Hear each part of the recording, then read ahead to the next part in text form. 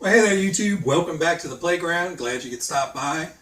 Real quick, if you're not subscribed, hit that little subscribe button because I got a lot of new stuff coming up soon. Anyway, let's jump into the video today. It's a rainy day here in Virginia, so, kind of gloomy, overcast, wet, all that good stuff, fall. So what better thing to do than, pretend we're on holiday. And that's vacation for everybody in America. Everybody else will understand that one. Anyway, guys, we got the Holiday Buggy kit. This just showed up, and I was super excited to get it. The older I get, the more I appreciate, the very, very vintage kind of RC. I grew up in the late 80s, early 90s with that whole boom in RC throughout there. And, there was everything available, classic stuff, kind of the sci-fi looking stuff, as well as, all the new breakthrough racing class stuff, the stadium trucks and the buggies and everything that were really blowing up then. And, of course, the monster trucks that came out shortly after. This kit probably wouldn't have been on my radar back, late 80s, early 90s. It's just, it wasn't awesome, badass looking. Now that I'm older and I really have an appreciation for, classic Tamiya, it is kind of badass looking. So should be a fairly quick build. It's a very entry-level kit. It was designed as a very entry-level kit back when it was released. And bear with me, I got to refer to my notes. So the original release of the Holiday Buggy came out in December of 1980 and ran through 1984 on part number 58023. And it had its own chassis design, similar to the Sandscorcher-ish design, kind of that FRP plate chassis. And then it was re-released in 2010 under this part number, the 58470. And this came out on the DTO2 chassis. So traditional kind of plastic tub, buggy style versus that old school FRP plate that kind of had its issues and was dated at the time when they re-released this. So this does have the 380 motor in it. I'm debating on building it with 380 and seeing how it runs, and then maybe upgrading to 540. I have a couple silver cans laying around I can throw in it. I don't know. We'll see how it goes. But anyway, let's get down to it. I'm going to run through real quick everything laid out on the bench, and then I'm going to get to building. Alright guys, so let's take a quick run through of everything in the kit. Starting with the manual. This manual is enormous. The manual is probably 20% larger than a normal manual, and every step in here is blown up, much larger, and really, really, really simple to use. They have a lot of notations in every step. So obviously, really intended for a legitimate first-time build experience. So you have your decal set. I'm kind of surprised these aren't die cut, but they just look printed. I don't see any cut marks on them. So there we go. Now you can read California.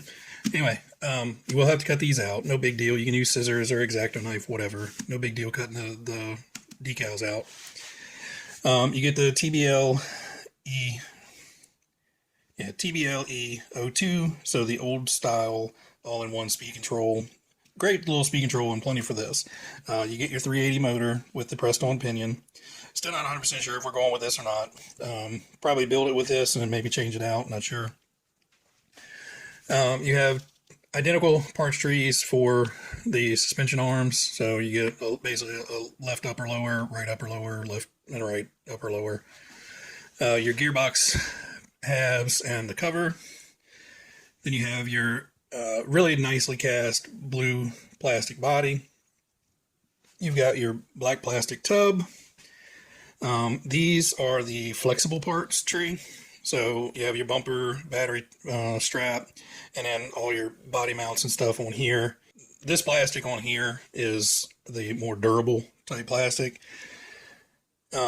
This is your front and rear shock towers. It looks like a bulkhead piece of some sort. Here you have your drive axle cups, so from the transmission, wheels, and then your dog bones. rear hubs, possibly front spindles, not 100% sure, drive hexes. Then you have all your blue plastic shock parts. Obviously, these are just friction shock, so literally the caps are just going to plop down on here and get a screw retaining them. You have some white parts trees for the lights and fuel cans, and then you also have the roof, which gets painted a light blue. So obviously we'll have to paint this. We'll have to paint the driver tray. The head and the hat comes pre-painted. May want to put some eyeballs on him, but, you know, decent job, pre-painted. Looks like the hat was just molded in that color. But it's kind of cool that you get that, because that is the biggest struggle of painting a driver, is getting the head right. This isn't too bad. So just spray this black and then come back and paint whatever color shirt you want and some hands and a steering wheel, however cool you want it to look. And we have our servo saver and the smallest count of screw bags I've come across in quite a while. So the A bag is your steering knuckles and a bunch of the assembly screws. Bag B looks mainly to be shock parts. So the springs, the rubber tubing that goes on them, the shock shafts and everything there. And then bag C is more of the hardware, some miscellaneous, looks like steering linkages possibly, rod ends, and then you got the rest of the hardware. So I will be replacing the bushings for bearings. And, you know, even this is going to be a fairly unrun kit. I mean, I'm definitely going to run it, but for the most of it, it's going to be a lightly run kit. I'm still going to put bearings in there. I don't want to have to tear anything back apart to replace a bushing. You got your big transmission gears. So these things are ginormous. So handling a 540 shouldn't be no big deal. And the wheels and tires, they came pre-mounted, but they are not pre-glued. I'm not necessarily worried about gluing these. It's not really going to have enough horsepower to do anything with it. The front's super, super clean. So I'm just going to clean these up. I'm going to try my hand at tire lettering. I don't know if it's going to work or not. I've been putting it off, and I think this is the one that needs to get some tire lettering. But these guys are covered in mold release, so I'm going to pop these off, scrub them down, and then do the tire lettering and stick them. I'm going to stick them back on, then do the tire lettering. That way I don't screw anything up. But that's what you get, and I'm going to get it put together. Alright guys, so we've got the Holiday Buggy completed. I do have to say, this was an enjoyable, relaxing little kit to put together. There's nothing difficult about this, and this is truly a beginner level kit to, you know, get your first build underneath your belt and move up through the Tamiya lineup from there. There are a few things that I want to point out, but, you know, really, it's like I said, it's a very, very simple build. Overall, chassis, gearbox, everything went together, you know, as easy as pie. Really nothing to go over that. Like I said, when I got the kit, the tires are installed. They're not glued. I'm not too worried about gluing mine. This thing isn't going to have enough horsepower to really, you know, spin in the back wheels. And if they do, you know, put a couple drops, clean them out, put a couple drops of glue in there, and you're good to go. Now, the keen eye will pick up that I said I was going to clean up the back tires and put some tire lettering on. I am. But I felt it was going to be kind of silly to do that and then take it out and go running. So what I'm going to do is we're going to take it out in a few minutes, get some running video of it just to see it in action, see how bouncy-pouncy it is, and, you know, so I can give you my reaction of how well it performs for such an entry-level kit. And I didn't want to put all the time and effort into lettering up the tires and getting them all perfect and then going out there and tearing it up. So, you know, for me, I'm going to run it first, then put the tire lettering on it. That way when I stick it up on the shelf waiting for its next time to drive, it'll look perfect until I tear it up eventually. So, a couple things to point out. The body, you do not paint. And they tell you in the manual, you cannot paint it. How true that is, I don't know. But evidently with the standard Tamiya paints, it will not stick to this plastic on this chassis. It's not kind of that classic ABS hard body. This is like a PET plastic. So the paint just can't bond to it as well. So just leave the body as is. The roof you do have to paint, and the paint from Tamiya matches the decals 99.9%. There's a little bit of difference. This is a little bit lighter than the actual blue on the decals, but you know, from 2 feet away, looks perfect. One thing to note with the decals, most of them go on really easy. They're pretty simple. On these top stripes, it's 2 pieces. You have a left and a right side, and they have to meet right here in the middle and kind of make a nice perfect joint. For those and these light blue decals that run up the inner fender, I do recommend going with, you know, like some Windex or some soapy water type application. That way you can move it around, peel it up, reposition it, especially with these fender ones.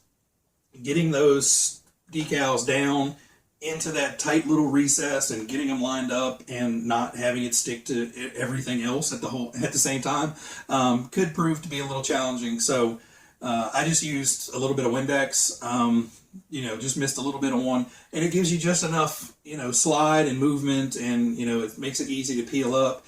And then once you have it exactly where you want, press down firmly, and it kind of sets it in that spot. And then you can slowly work out all the little bubbles and stuff from, say, the center line out, and then work it this way. And you know, if it does get a little wonky when you're trying to, you know, squeegee out all that stuff, you know, it should still be fairly easy to lift off and reposition. Everything else, sticker-wise, is really easy. I did, you know, cheap out and get a little lazy. I forgot to buy the yellow paint for the front of the headlights.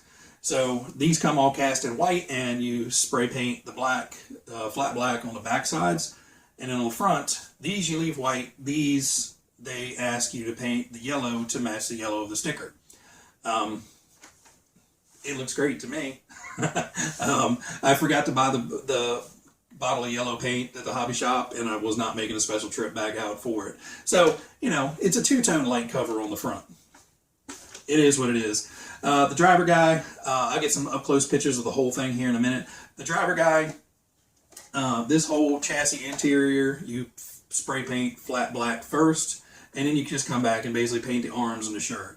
I didn't do anything extra on the steering wheel. I basically went with, you know, the Tamiya recommendation of just painting the arms and the shirt, and, you know, shirt was just white, so that's what we went with, was just white. I added the eyes and a little bit of detail to the mouth area, and then I put a band around the hat, and hopefully I can get some up-close pictures to show you that. But otherwise, you know, super simple kit, super fun to build, and, you know, even if you don't have, you know, great painting skills or, you know, super great decal skills, and you're intimidated by that type of stuff, this one is still pretty easy to get through. Like I said, just use a little bit of Windex or soapy water on these front ones. The one I struggled with the most was honestly that one. I don't know whether it was an optical illusion, and, you know, for some reason I had to fight to get that one square, because every time I put it down I was like, yeah, that's it, and then I would look at it again, no, that's crooked. So I don't know whether it was just me or what, but getting that one straight seemed to be the most difficult part of the kit. Otherwise, you know, super great kit. Now, we are going to take this out running, and right now it has the stock motor in it. Now, I do have the Sport Tune 380, so I'm probably going to skip this one and go straight to Silver Can 540. If you guys have watched the budget motor options video with the Grasshopper 2, if you haven't seen that, check it out here, somewhere. And, you know, I kind of run through, you know, stock 380, Sport Tune 380, and I think I went Silver Can or Sport Tuned Silver Can in that one. In this one, we're going to run it with stock, and then I'm probably going to throw this Silver Can in there and just leave it at that. I'm sure stock will probably be enough. It'll be fun. But, you know, the performance upgrade from the 380 to the 540 is significant and will really liven this up. So unless this thing runs super fast out of the gate, which I doubt, we're probably going to go straight to the 540, and I'm probably going to save this for, you know, if I get an actual white Grasshopper 2, I'll probably put this in there. I did pick up a GT tuned, and no, I'm not putting that in this. a little bit fast. That's actually for an upcoming project. So if you guys aren't subscribed, subscribe down below so you don't miss out on that. And I say we take this guy outside and run it around for a bit, see what it does.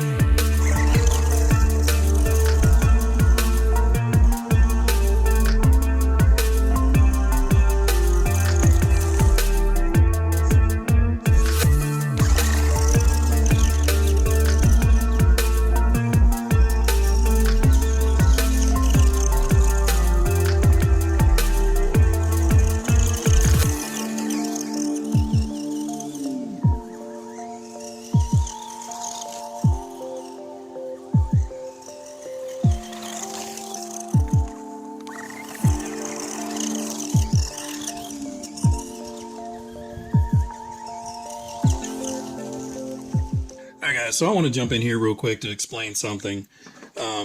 So your stock 380 mounts to this plastic shield. There's two nuts captured behind here, and these are the two bolts that come through and hold the motor in place.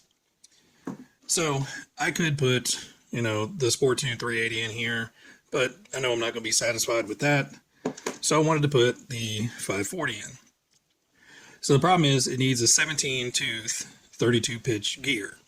I have one, but the collar on it is very wide, and the shaft on these motors is not very long. So what actually needs to happen is the teeth need to be over here, and the snout with the grub screw in it should be over here. Problem is there is not enough shaft sticking out to do that. So I've had to flip it around, so now we're clamped onto the shaft down here with the set screw. Problem is, when you send it through, they don't connect. So, in order to get this to work, temporarily until I get the correct pinion from Tamiya, what we're doing is we're replacing those short screws with some longer M3s, and basically this is going to go through the housing. And these two pieces here are the same width, roughly, as the gear, which should shift me over enough to get a proper gear mesh lined up here instead of, way over here like that. It's going to be a little tricky to install, and I don't necessarily recommend doing this. Right now, this is temporary just to get the video going, and I'm going to be fairly gentle on it. But, you know, with these spacers like this, it is not going to provide the best strength and stability of this motor kind of wanting to bounce around in the can or in the holder here.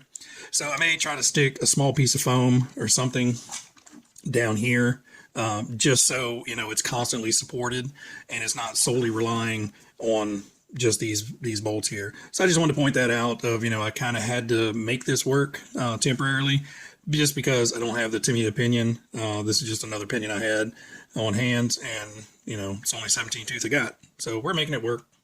All right, so we ran it with the stock 380 and we ran it with the stock 540. Honestly, in my opinion, I wouldn't go anything spicier than a stock 540. That added weight in the rear end really makes this thing start bouncing around a lot back here. So if you do want to go faster than a stock 540, I would definitely recommend getting some oil field dampers for this, just to kind of take some of that bounciness out. I know I got music over the running video just because, you know, it's kind of boring just sitting here watching me just drive around, so I throw a little music in there.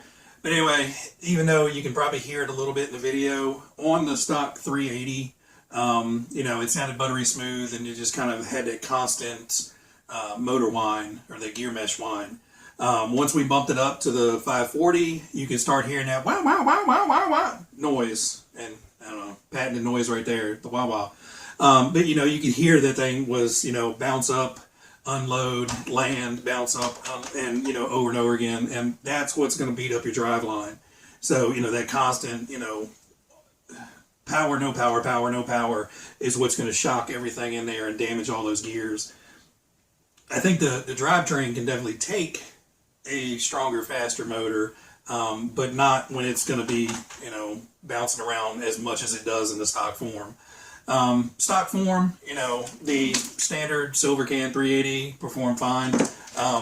A cheap upgrade would be this, the Sport Tune 380. It does provide a good bit more punch and a little bit more speed compared to the stock one, and you're not adding any additional weight. Plus, you're going to get a little bit longer runtime out of it versus the 540 because you're not dumping as much power.